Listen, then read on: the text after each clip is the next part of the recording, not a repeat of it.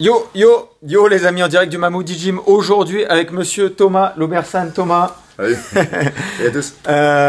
Aujourd'hui on va parler d'une question qu'on nous pose beaucoup, c'est dans quel sport je dois m'inscrire en ce début d'année. C'est septembre, c'est la rentrée, j'ai envie de pratiquer un sport. Dans quel sport je dois m'inscrire? Toi, tu as déjà une approche là-dessus, Thomas? On pose souvent la question parce qu'aujourd'hui, il y a le JJB, le Nogi, la lutte libre, le lutte à livrer, le MMA. Et il y a pas mal de gens du coup qui me posent la question, quel sport choisir? Voilà, choisir en premier, par lequel commencer.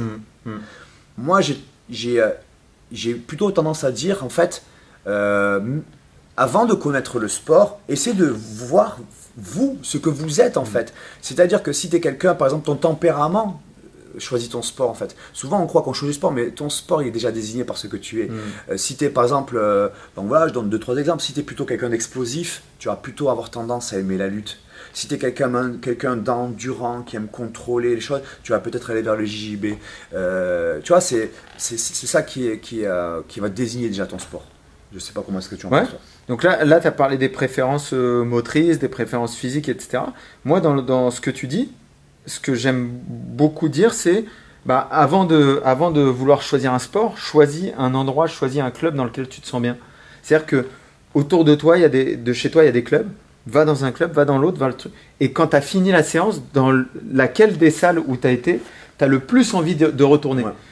Quel endroit tu as envie de retourner pour te réentraîner? Et si, effectivement, dans cette salle, c'est la savate boxe française, mais que le cours, le prof, les gens qui sont là font que tu as envie de revenir très rapidement, inscris-toi à la savate boxe française plutôt que le cours qui était boxe taille, qui était exactement ce que tu voulais, mais l'atmosphère, le prof, tout ça te convient pas. Donc en résumé, on dirait peut-être à la combinaison un peu ce qu'on a soulevé tous les deux, c'est faut pas passer peut-être du coq à l'âne, c'est-à-dire faut pas forcément choisir de suite, il faut peut-être un peu expérimenter, essayer, d'ailleurs les day pass, les jours payés à la journée, essayer un cours, et j'essaye ça, et écoutez votre ressenti, si vos qualités physiques se sont exprimées, du coup, si on s'exprime, on se sent bien et on prend du plaisir. Si on se sent complètement frustré, c'est peut-être que ce n'est pas la bonne discipline. Et effectivement aussi, l'ambiance du club, la facilité à pouvoir y aller, c'est important parce que si c'est très contraignant, peut-être que vous n'allez pas le faire toute l'année et pendant des années.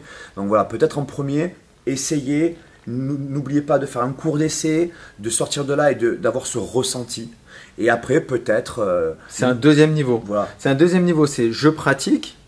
Aujourd'hui, j'ai envie de me perfectionner pour le MMA par exemple ou pour le JJB et je veux aller dans un truc vers quoi je dois me diriger. Et je pense sur ça, tu vas dire ce que tu en penses, mais je pense qu'on est plus ou moins d'accord sur dire qu'aujourd'hui, la lutte, c'est un élément qui est essentiel. Que tu pratiques le MMA, que tu pratiques le grappling, si tu n'as pas une lutte qui est forte, dans un deuxième niveau, je ne parle pas du premier niveau qui découvre, qui a envie de prendre plaisir, je parle du mec qui veut performer dans des sports de préhension ou dans le MMA.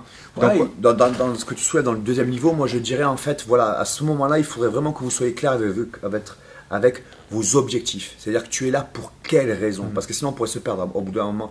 Quelle raison? Et effectivement, là tu vas te dire, si c'est pour le MMA, il faut que j'aille chercher vraiment des appuis.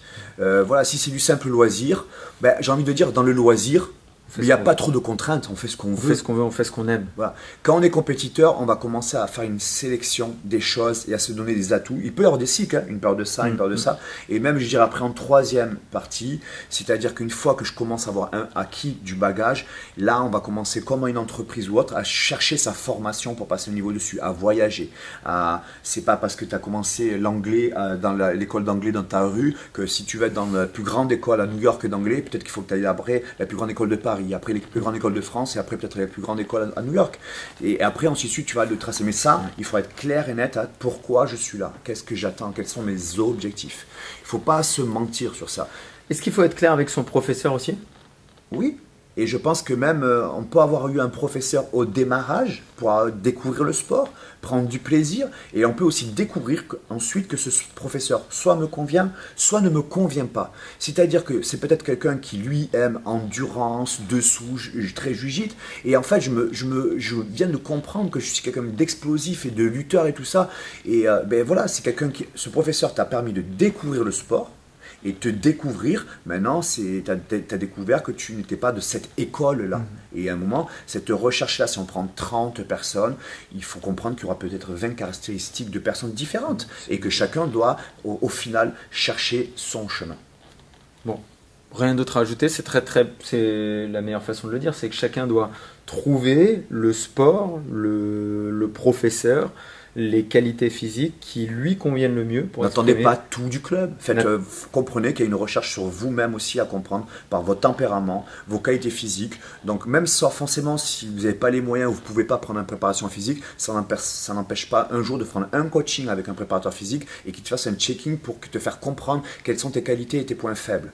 Pareil en combat, et du coup on a un peu sur papier une description de ce que je suis, et du coup on va commencer à analyser, à savoir ce qu'on peut faire avec ça. C'est ça.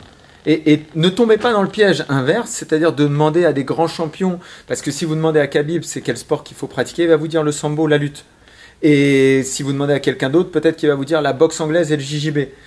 Ce champion a réussi par rapport au sport que lui a pratiqué, donc forcément il va vendre sa pratique.